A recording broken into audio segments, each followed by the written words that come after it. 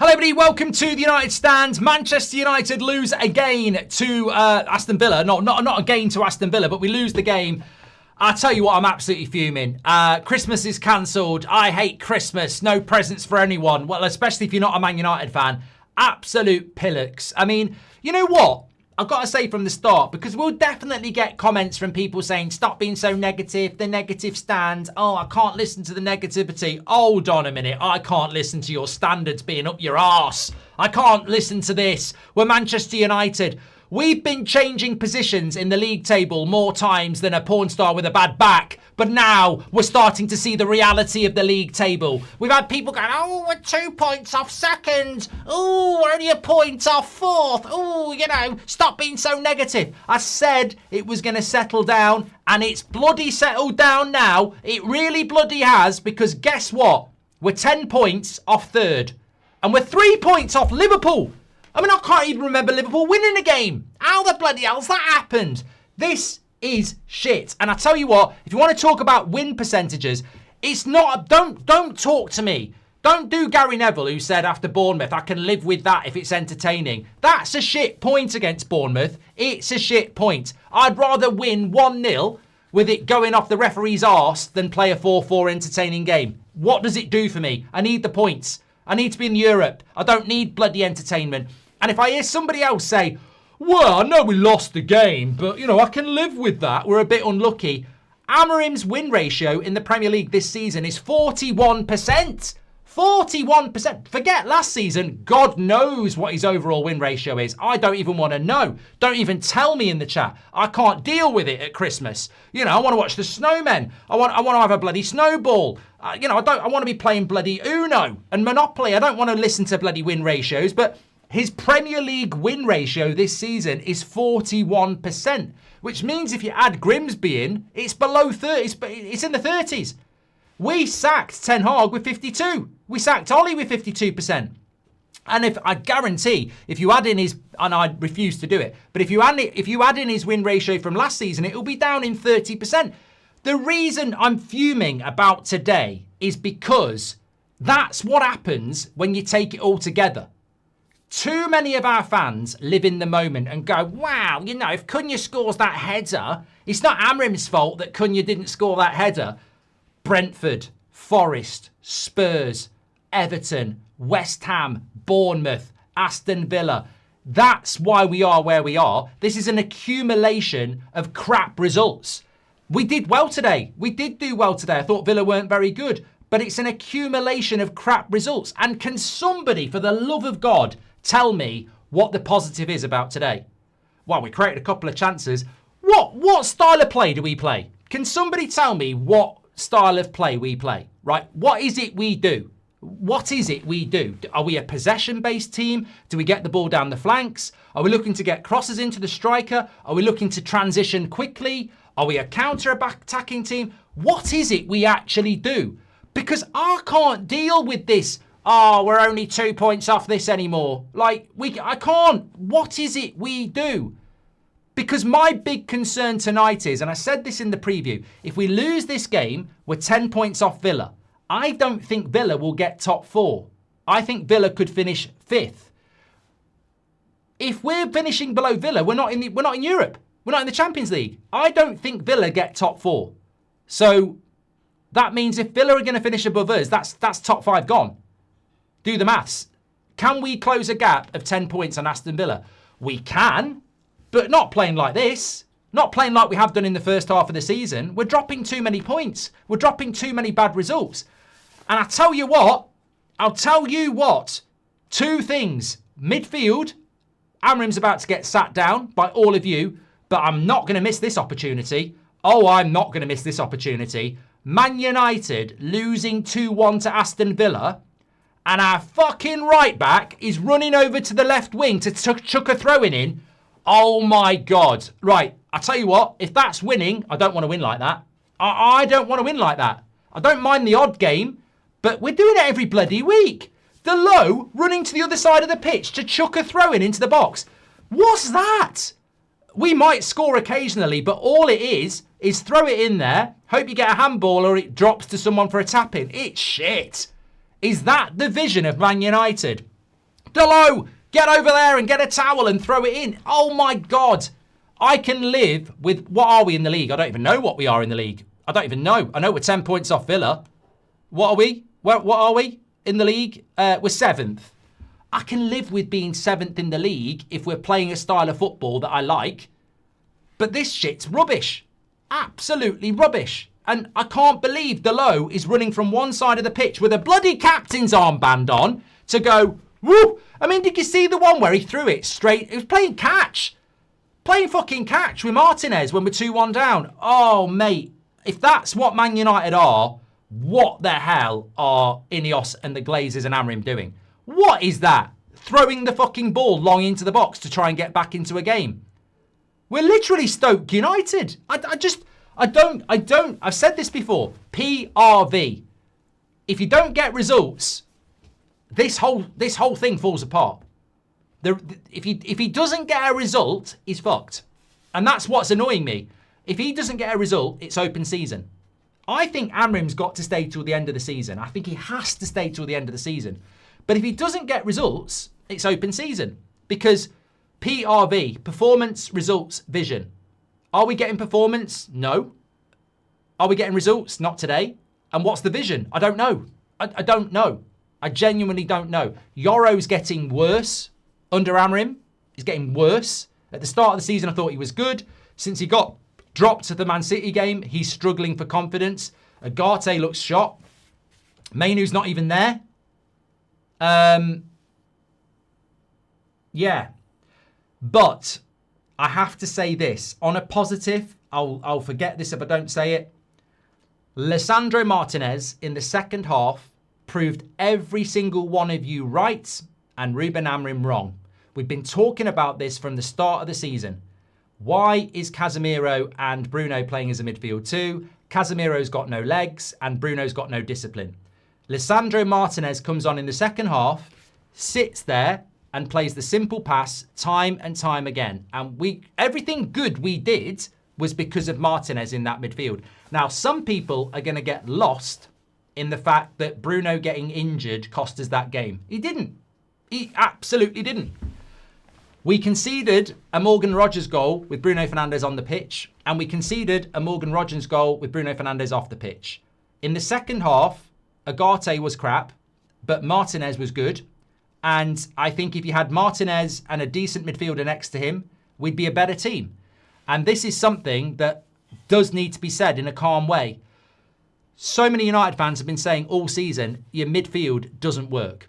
You just need a couple of disciplined players who do their job, win the ball, and play it to the better players. And Martinez did that for 45 minutes.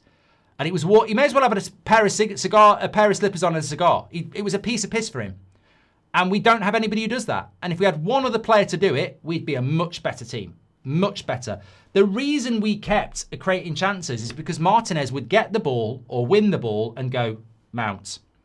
How many times did Martinez get the ball and go 50-yard pass to try and get it to Delo? He got the ball, he played it into the feet of Cunha, he played it into Mount. Now, we can talk about Cunha and Mount when we're doing player ratings. I think Cunha lost his head in the second half. Best 45 minutes I've seen in the first half. Second half, for some reason, thought he was Lionel Messi and started trying to do everything. But I thought Martinez in that second half, if there's any positive, and Amorim won't listen anyway, if there's any positive, there's your clue. Just put two disciplined midfielders in there and we'll be a better team. But I'm worried. I'm worried now. I'm worried about the Newcastle game because Bruno may well be out. And, you know, we're going to have a go against Newcastle. They're good on the break. They've got a good midfield. They could bully us. And that could be a symbolic, you get beat 2 or 3-0 and we're really in the shit. So I'm worried about that Newcastle game now. I really am. I think we lack IQ as well. I think in the second half, we lack IQ. I'm desperately struggling to see what it is Man United are. I'm stealing a line from Paul Scholes here because I think he said it a couple of weeks ago. What is Man United? What is it? What is it? From anyone? Like from you, from Sir Jim Radcliffe, from Ruben Amorim, from Bruno Fernandes. What is it? What are we doing? Like, what are we trying to be? How are we trying to play? I don't know from top to bottom what Man United are meant to be doing anymore.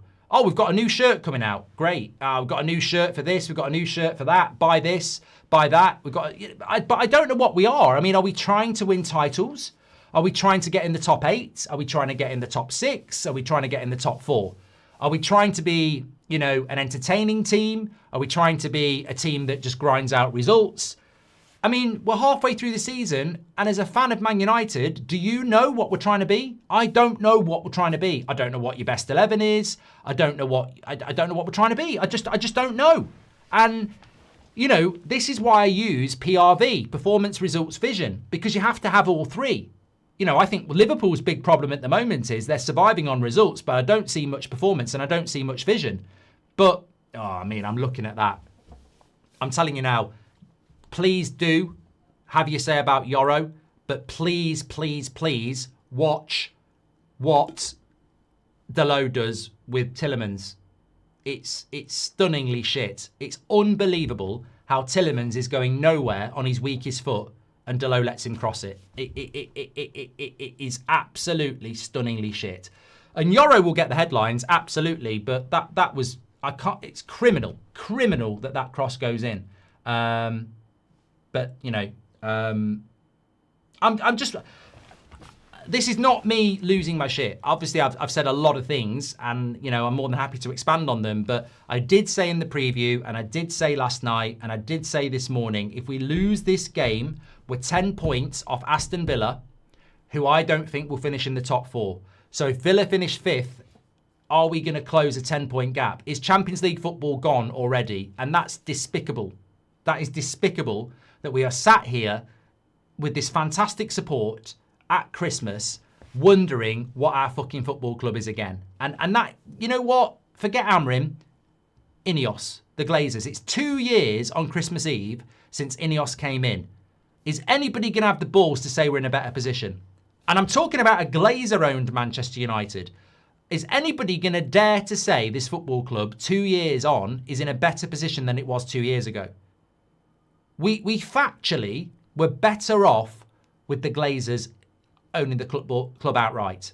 And I can't stand the Glazers. I want them gone. But Glazers and Ineos are worse than the Glazers on their own. Factually. We've got an abysmal win ratio, no idea what we're going to be, no vision, no patterns of play. We're actually worse than we were 2 years ago. And I can't believe that. I thought there were so many open goals for Sir Jim Radcliffe to score, and we're actually worse than we were 2 years ago. I mean, look, I don't want to labour the point, and I don't even have the information. So I can't tell you. I don't know what Amorim's overall win ratio is since he came in. I refuse stubbornly to use last season. I think it's pointless. He hadn't had a pre-season. He hadn't had transfers. But this season in the Premier League, his win ratio is 41%. That is shit. That is shit. Absolute shit. And, we're halfway through the season. We're not 4 games in. I said, and many of you agreed, our first 10 games were difficult.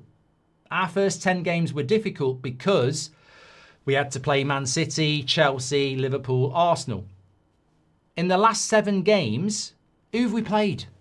Who have we played? Everton at home, West Ham at home, Bournemouth at home, Villa away, Wolves away, Spurs away, and Forest away. I mean, how many points have we actually got from game 10? I mean, look, we drew with Forest, we drew with Spurs, we lost to Everton, we drew with West Ham, we drew with Bournemouth, we've lost to Villa, and we beat Wolves. So we've won one. Have we won 1 game in 7 in the Premier League? MW says you're toxic. I don't care, mate. You can call me what you like. I couldn't give a fuck. I really don't care. If you think it's toxic to have standards at Manchester United, then call me toxic. Butter me up and call me toxic. I really don't care. I think you're a thick knobhead with no standards. So we can both we can both throw games back at each other. I don't care if I'm toxic. Manchester United's toxic. Our record is shit. We are doing terrible. We are not getting enough points. I think we've won 2 wins in 8. 7 points in 7 games. These are all stats that are coming in. Tox, 2 wins in 8. And look at some of the games we've been playing. And I'm toxic. And if you're not happy, you're toxic. Yeah, we're Manchester United. We're not Everton. We're Manchester United. We've got one of the biggest clubs in the world, and it's toxic to question the direction of the club, how bad we are, performances and results. Come on. Come on. It's a shit show. It's an absolute shit show. And, you know, you'll notice I haven't said the words Amorim out. I'm not interested in that. I'm not interested in that. This is way bigger for me. Amorim is the responsibility of the Glazers and Ineos. I'm 100% pointing the finger at the owners of this football club and saying, you own it. Own it. Europe is probably gone already. Champions League is gone already. Europa League barely helps us anyway. It's not enough.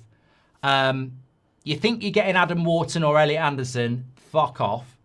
And also, I wouldn't say top 5 definitely gone, but for it to come back, you'd have to have an amazing second half to the season. Does anybody in this chat, watching live or not, think in the second half of the season we're actually going to get better? I think we'll have some good wins. I mean, look, I'll predict now, we'll probably beat Liverpool at Old Trafford. We might even beat Man City. Maybe we'll go to the Emirates and get a point, but we'll still drop points to Brentford and Bournemouth and everybody else. We're still going to be inconsistent because we ruin players. We ruin players. I mean, look at Cunha. He's still not the player from Wolves. Oh, Dalot's come out now. Fuck, I can't even look. I'm turning it off. I can't look at him. If you can't defend a cross, don't come out and talk to fucking Sky. Useless. Useless. Anyway, let me get some of your comments. Then we're going to do player ratings and we've got the fan forum as well. Tom says, in my opinion, I've seen good progress in the last few weeks in our game. I just don't understand the lack of defensive IQ. It's shocking. We can't carry on with this lack of defensive confidence, says Tom. Delo waving his arms about must be that armband, says Daddy. We don't have a squad and this is a club problem, says War Machine.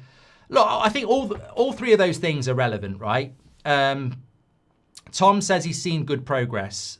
Tom, in the last few games, let me get this right. We've lost to Villa. We've drawn to Bournemouth. We've beaten Wolves. We've beaten Palace. We've lost to Everton. And we've drawn to West Ham. It's too many points dropped, mate. And in all of those games, Crystal Palace, we were shit. Wolves were the worst team I've ever seen. Even if I'm being positive about Wolves and Palace, they were results. There wasn't performance and there wasn't vision. We've not built on it. So I disagree with you, Tom. I don't see good progress because I don't see the vision and I don't see the I don't see performance. I don't see, Wolves was a good game, but they're shit. But have we replicated Wolves against Villa or Bournemouth or West Ham? No. I don't see any patterns of play. I don't see any consistency. I don't see anything from one game to another. I just think we're surviving on results. I think it's just results. That's all it is. And, I don't mind losing games if we play the same way as we did the game we won last week, but we got a bit unlucky. But, I can't explain to you enough how depressing it is when you know what Man United can be. It's like going out for a meal with somebody who hasn't had a wash and they stink and they've not cut their hair and, they look horrible and, they're not brushed their teeth. And but you know what they can be. And that's what I feel about Man United. A flawed icon. And when I see our right back going to the left wing to chuck a throw into the box on pure hope and vibes, I just think, why can't our left back just do a short throw into somebody and we play a pattern of play and create a proper chance? It's almost a submission of a white flag. When you're losing 2-1 and you need to get someone who can throw the ball far to chuck it into the box with 10 minutes to go, I almost think, well, we haven't got a plan. Or that is the plan. I don't know whether that comes across, but, that's my problem. It's like there's 10 minutes to go in the game. Arguably, we deserve a point. There's 10 minutes to go plus stoppage time, and you're getting your right back to run across, dry the ball with a towel and throw it in. And I'm like, there's 10 minutes to go. It's not the last 30 seconds. Why is that the plan with 10 minutes to go to get the ball and throw it into the box and hope it deflects for a throw in or into the back of the net? Like, is that our plan? Is that what we're practicing at Carrington? Are we actually doing that? Is that actually what I think we do? I think we actually spend time at Carrington throwing long balls into the box. Manchester United, you know, I can't believe it. So I don't mind a long throw in when it's like 30 seconds left, chuck it in. It's like when your goalkeeper goes up for corners. But doing that with 10 minutes left when we've actually created some decent chances, why are we abandoning playing the way we're playing just to go like that? It's desperate. It's desperate. And I don't care whether fucking Brentford do it. We're Manchester United, you know? I always wanted to see Martinez in the midfield, says Man U. Since we took Bruno off, we never looked like winning. Mark, maybe please think who you stick for. Manu. I completely disagree with you, Man U Brand. I'm very thankful that you've done the super chat because I wanted somebody to say this. Cunha missed an absolute sitter when Bruno wasn't on the pitch. I thought we played as well in the second half as we did in the first half. I don't think we missed Bruno at all. I thought we would. I did. But I actually thought in the second half we played exactly the same as the first half. I don't think we missed Bruno. In fact, I thought the midfield was better without him. I think he should be playing as a number 10. If you look at that midfield, you could play Martinez and Casemiro and play Bruno as a 10. So I feel, and I'm sure many of you agree with me if you think the same, I felt justified today. Why the fuck are we playing Bruno in the midfield? He should be playing as a number 10. Amorim sending a message that he needs a midfielder and a right winger, says Jem. More aggressive spin with Semenyo tomorrow, says VBA. Apparently she's already started. I think Ornstein said something at half-time. 5 wins in 17 Premier League games this season. 29% win record, says Muad. No. You've got that wrong. We've got 7 wins. 7 wins in 17 games is 41%. So, yeah. You're not right. More aggressive. I've done that one. It feels like we're weeding the disruptors in the dressing room. If we do stick with Amorim, Glenios will need to dig deep into their pockets to give him a disciplined structure team to work with, says Tom. Look, you know, you look at that team today. Yoro looks shot. Heaven and Dorgu are kids. Agate looks shot. Casemiro will be gone in the summer. Bruno may be gone in the summer. Mount is never going to be able to play 2 games in a week. Luke Shaw's coming towards the end of his career. Dalot's never going to be good enough. Sesko's a prospect. It's not changing anytime soon, is it? That's not a team that's going to start performing week in, week out now. And even if it did, it's got no longevity in it. It's hard. It's hard. Do you expect us to win every game with that squad, says Clanker? At Manchester United, I expect us to win games of football, yeah. I'm not making excuses for shit owners. We're Manchester United. I expect us to go into every game and I expect us to win. We're Manchester United. Why would I not expect that? I mean, in reality, we're not going to do that because the club's been flushed down the toilet by the Glazers, but I will still uphold what Manchester United should be. And the day we don't do that, we may as well give up. I disagree. We played well with what we've got. We see the progress, the aggression. Give him 2 players, decide at the end of the season. Happy Christmas, says Joro. Happy Christmas, mate. The past month, you've turned into Agenda FC. Please, if you're going to say that, Amano, tell me what the agenda is because you just sound like a whiny little bitch. If Amorim wants another season, he needs to change a little details from Bruno at centre midfield, get rid of long throws, use Cunha for runs, cross for Sesko. In the first half, we got the ball into Cunha really well. In the second half, Cunha turned into thinking he was Lionel Messi and holding on to the ball for too long. It was almost he started to panic. Notice how there was less long balls without Bruno. We had much better control of the ball in the midfield, Sharman. What would you change about the squad, says Nanitz? Mate, there's no point in me talking about that. I said it in the summer. We should have bought 2 midfielders in the summer and we neglected it. In the January transfer window, we should buy 2 midfielders. We've got people who can score goals, but we haven't got people who can control the midfield. I think Champions League football might be gone now, but if we bought 2 midfielders ASAP, we can start building for next season. Christmas come early for the toxic stands. Kai, idiot. We were the much better team. Villa sat back at home all game and won the game from individual brilliance. Yoro was too slow to close down Rodgers, says Ollie. Are we celebrating that, are we? Are we celebrating being the better team but losing? What we doing? Are we celebrating a win against Bournemouth for the same? Are we celebrating losing to Everton for the same? I don't get the. You don't get anything for being the better team. You get 3 points for winning the game, and clearly we weren't the better team because we didn't win the game.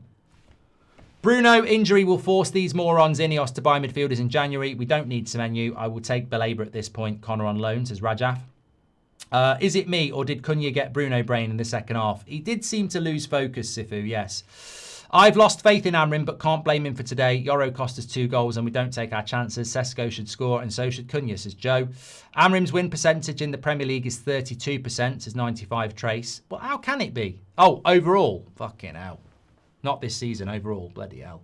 This, I mean, that is... yeah, that is a concern, isn't it? This has to be the most poor start for the first half of the season. The performance has been bad. Midfielder needed in January, says GD7. Amorim in. Players need to finish and defend, says Kyle. No, yeah, but can I just say, mate, what's the style of play? What's the vision? What's the best 11? And why are we chucking long throw-ins into the box? And who's telling them to do that? If you're happy with all those things, fair play. No Delit, Mazraoui and Burmo, Ahmad team looked better without Bruno, so at least we looked okay. Missing half our players, just my opinion, says FC Snipe.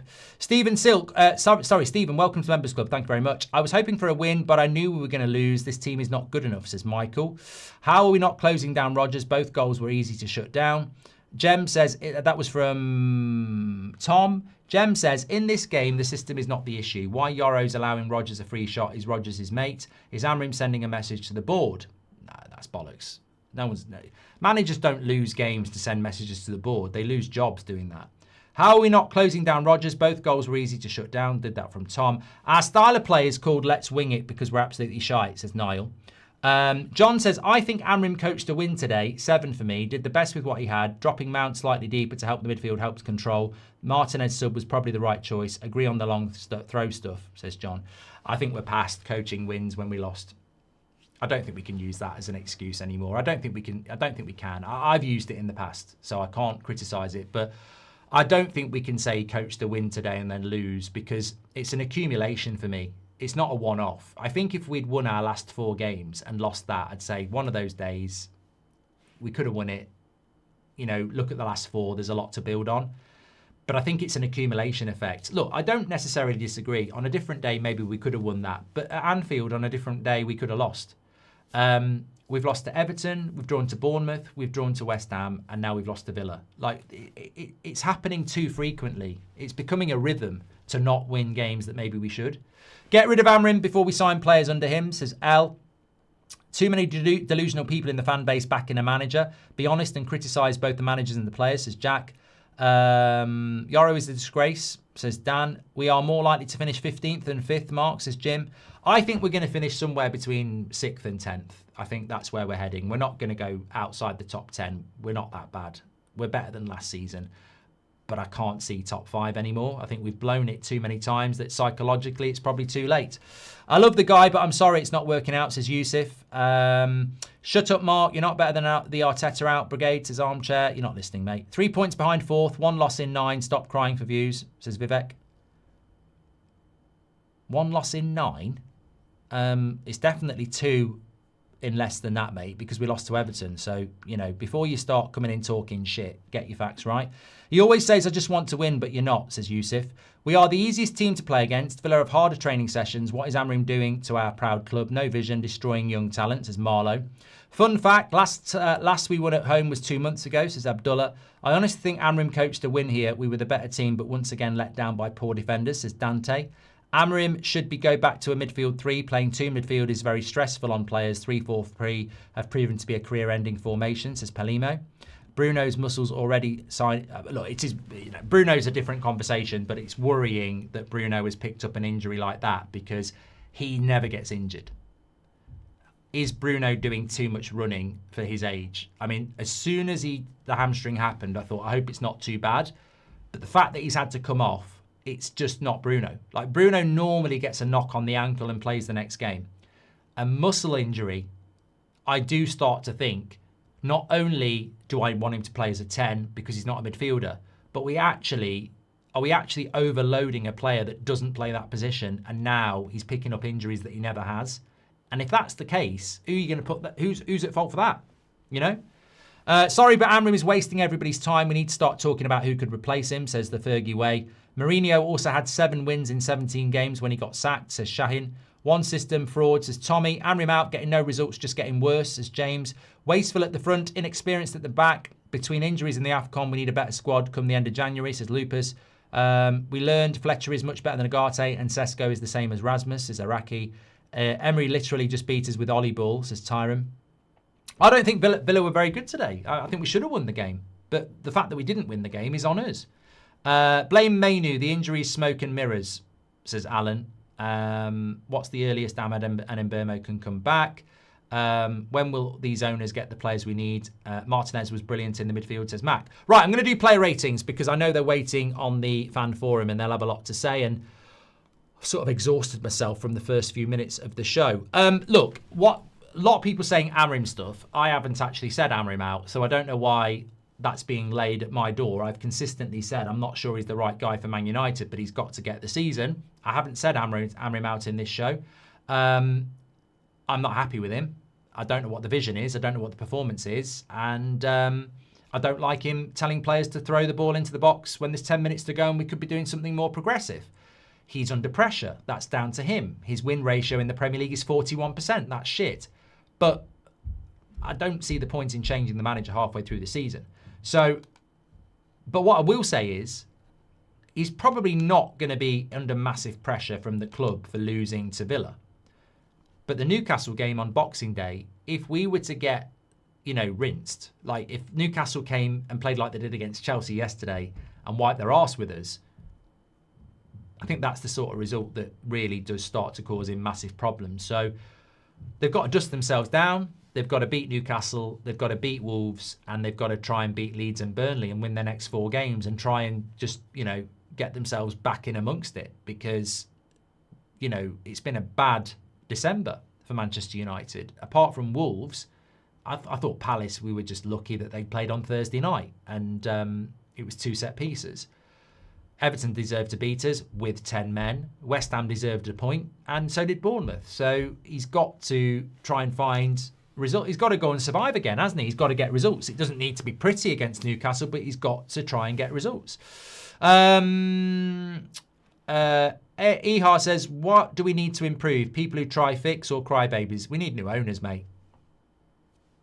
You can talk to me about January transfer windows. You can talk to me about selling players. We need new owners. Like, if you want to improve this football club, we need new owners. They haven't got a fucking clue. It starts at the top. Cole says, I think some people don't realise that you can see progress but still not think it's good enough. If we don't criticise the club, then we're accepting where we are. If we as fans don't hold up the standards, then no one will. Look, Omar Barada, Jason Wilcox, on evidence of the last couple of years, haven't got a fucking clue what Man United's all about. It's not just Ruben Amorim. Sir Jim Radcliffe's meant to be a lifelong fan. He's made us worse than the worst thing that's ever happened to the football club in the Premier League, and that's the Glazers. These are people that are meant to be making change. In 2 years, we're factually getting worse. Why are people not waking up to that? Ineos came in 2 years ago. We're worse than before they came in. That's the conversation. Amorim is just a byproduct of it. You can talk about his win ratio, we have. You can talk about the lack of vision, we have. You can talk about the long throw-ins, we have. But who appointed Amorim? This is all on Ineos. They came in with this profound message that they were going to make us better. They've made us worse. Their appointments of the CEO, the director of football and everybody else, they don't seem to understand what Manchester United is. If Slot needed to get the sack, why not Amorim? Says Raj. Jeff says, look at the stats, Mark. You always preach performance. Mate, I've got eyes. I don't need to look at stats. We lost the game 2-1. And we probably could have got a draw out of it. But ultimately, we didn't score 2 goals and they did. Did they cheat for their goals? No. Did we cheat for our goals? No. We lost 2-1. I don't care about the stats. It doesn't matter. We could have won that game. We could have lost that game. We could have drawn that game. Reminded me of Anfield a lot. Reminded me a lot of Anfield.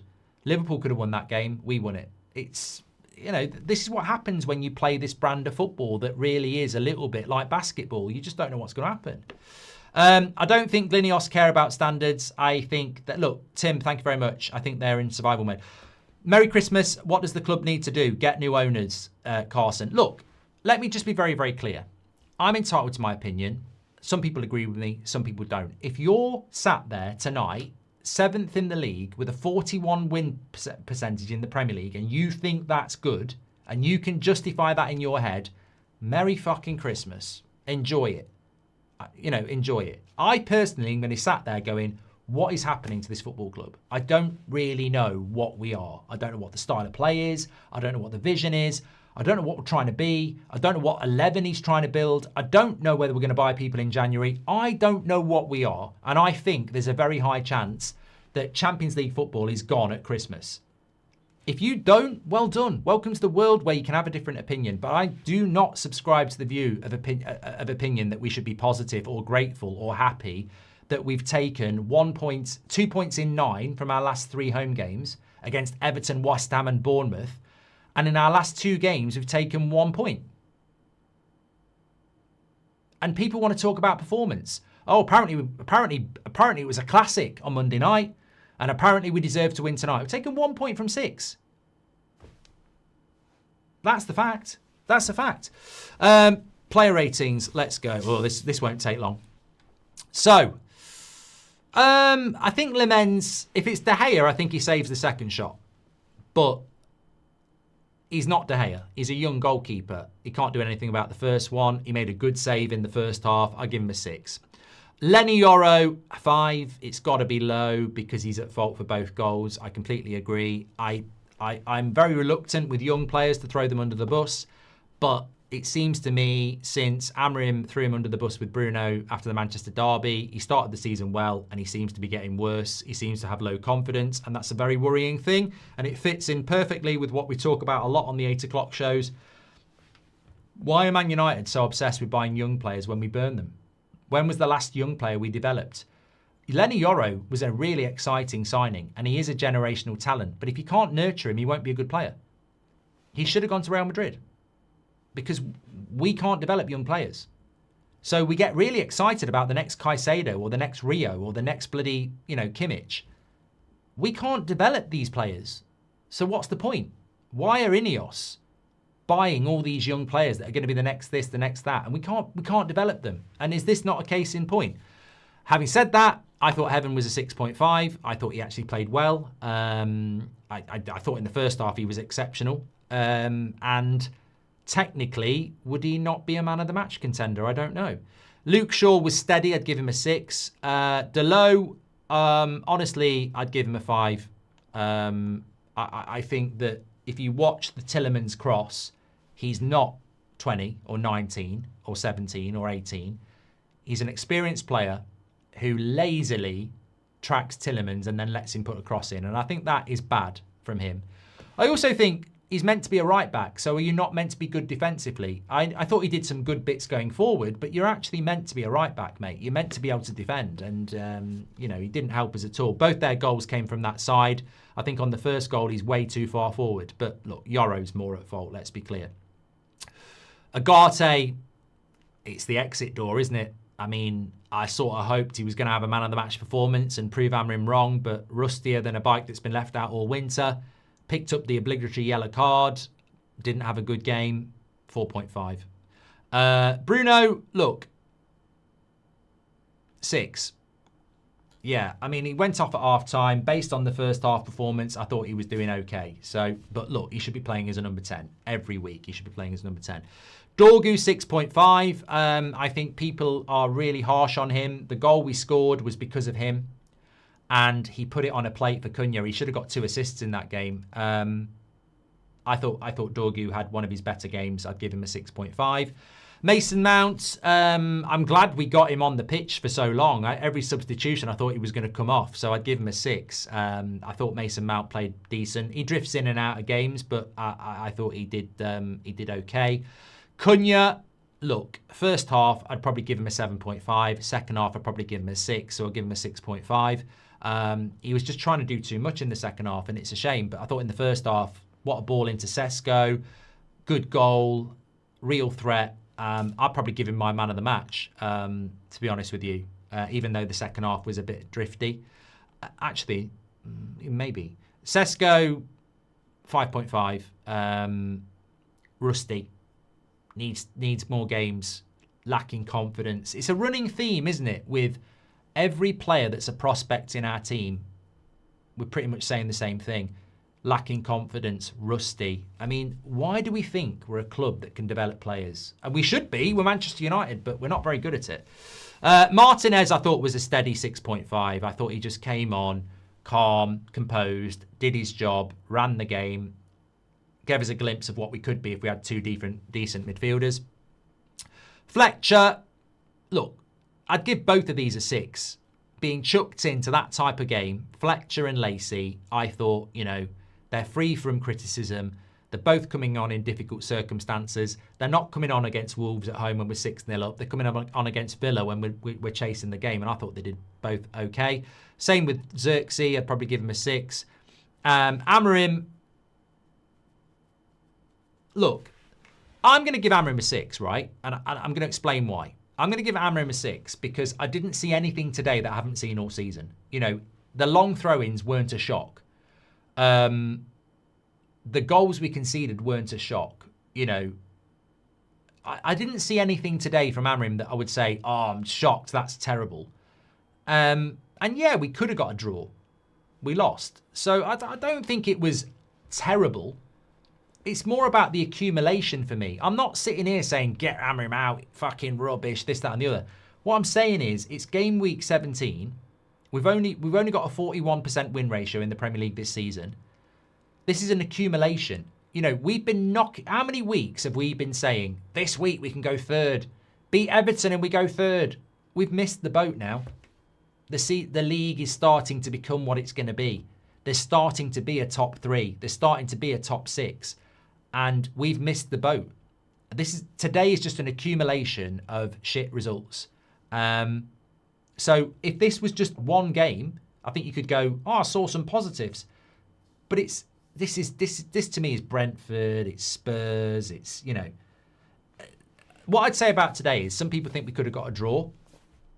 I'd go back to Spurs away and say, we scored a last-minute equaliser to get a draw. We were seconds away from losing. So let's not start pretending that, wow, it could have been a draw. Well, it could have been a loss to Spurs, you know. This is an accumulation of stuff for me now. Man of the match. Oh, God. I think Martinez could have won it. I think Cunha could have won it. But I'm actually just going to give it to Heaven, I think. Try and build up youth, etc. Cunha, 58%. I can't disagree with that. I can't disagree with that. Well done to Cunha.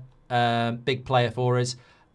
Please do subscribe to the channel and smash a like on the video. We have got a fan forum. I'd be very interested to see what they're going to say on there because I think there are some interesting opinions coming in from the chat as always.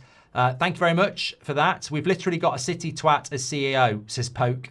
Sesko is wasteful, says Saprit. Will Martinez's performance make Amorim hesitate to buy a midfielder? I don't think he can, Chris, because what if Martinez gets injured? You've got to buy a midfielder now. You've got to buy a midfielder now. I don't mind us signing Semenyo as well, but we've got to buy a midfielder. I mean, that Bruno Fernandes injury, we're not going to know about for a while. Let me just say about Bruno, right? The Bruno injury, if that is a bad hamstring, 2 months. If it's a tweak, maybe back for Newcastle, could be New Year. So, yeah, we've got to be careful about that.